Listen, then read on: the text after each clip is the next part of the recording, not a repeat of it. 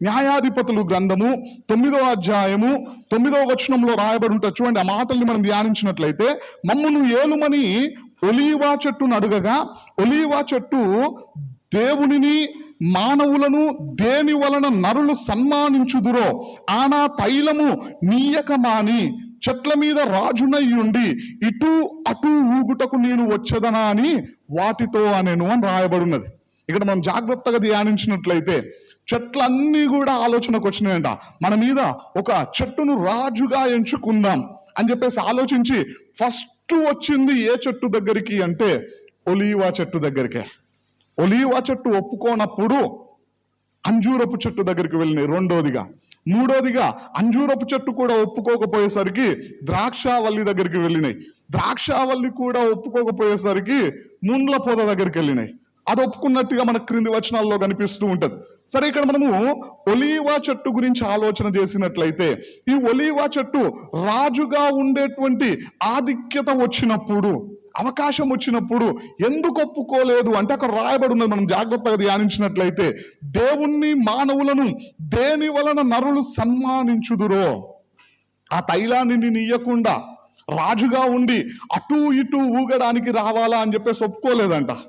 అంటే రెండు విషయాలు ఇక్కడ మనకు అర్థమవుతూ ఉన్నది. మొదటి విషయం ఏంటిది అంటే, చెట్లన్నీ కూడా రాజుగా ఒక చెట్టును నియమించుకుందాం అన్నప్పుడు చెట్లన్నింటికి వచ్చినటువంటి ఒక ఆలోచన ఏంటిది అంటే, ఒలీవా చెట్టును మన మీద రాజుగా నియమించుకుందాం.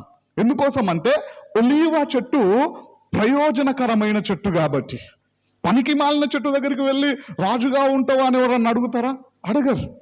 చూడండి, ఫస్ట్ టైం ముండ్ల పొద దగ్గరికి వెళ్ళలే, 3 చెట్లు ఒప్పుకోనప్పుడు అప్పుడు ముండ్ల పొద దగ్గరికి వెళ్ళినట్టుగా మనకు కనిపిస్తూ ఉన్నది.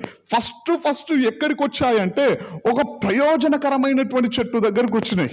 అంటే ఈ చెట్టులో ఉన్నటువంటి రెండో లక్షణం అది ప్రయోజనకరమైన చెట్టు. ఈ రోజున మనం కూడా ఏ విధంగా ఉండాలి అని దేవుడు ఆశపడుతూ ఉన్నాడంటే ప్రయోజనకరమైన వారంగా ఉండాలా. బైబిల్ గ్రంథంలో కొందరు ఆ విధంగా ఉన్నట్లుగా మనకు కనిపిస్తూ ఉంటది.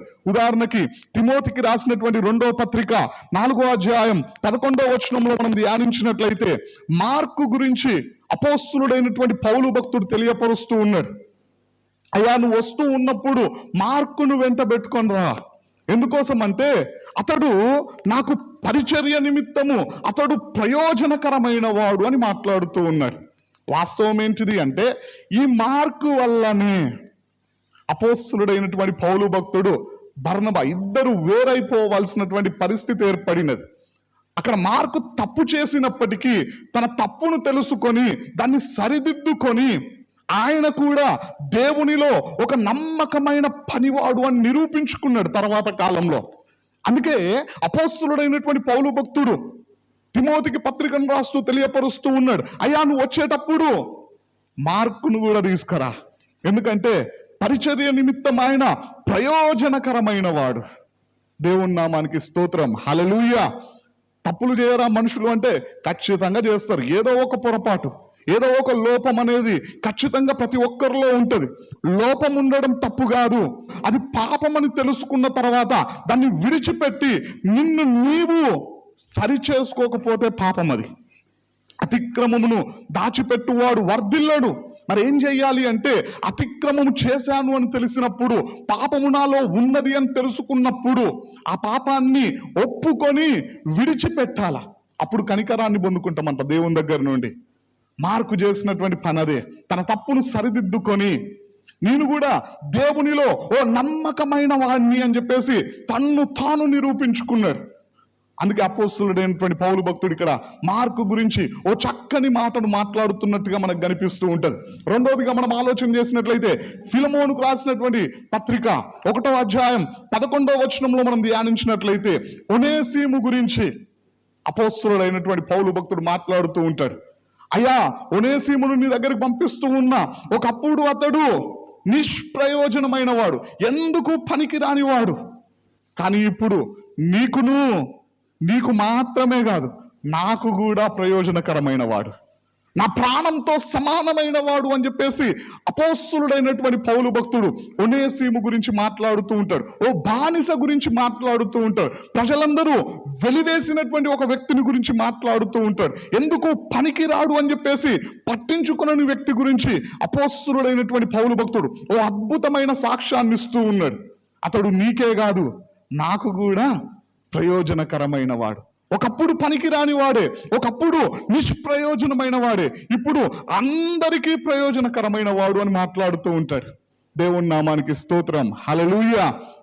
మరి రోజున దేవుని పిల్లలమైనటువంటి మనము ప్రయోజనకరమైన వారంగా ఉన్నామా, లేదంటే ఇంకా పనికిరాని వారంగానే ఉంటూ ఉన్నామా?